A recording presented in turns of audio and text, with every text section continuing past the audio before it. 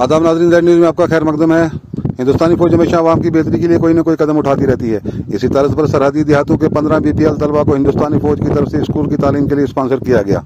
हिंदुस्तानी फौज ने अपनी कदीम इक़दार के मुताबिक कृष्णा घाटी सेक्टर में LOC के करीब दूर दराज देहातों से ताल्लुक रखने वाले 15 BPL तलबा की स्कूली तालीम को स्पॉन्सर करने की पहल की है। 10 से 13 साल की उम्र के तलबा को इनके मुतल्लिका स्कूलों में इनकी शानदार कारकर्दगी की बुनियाद पर मुंतखब किया गया।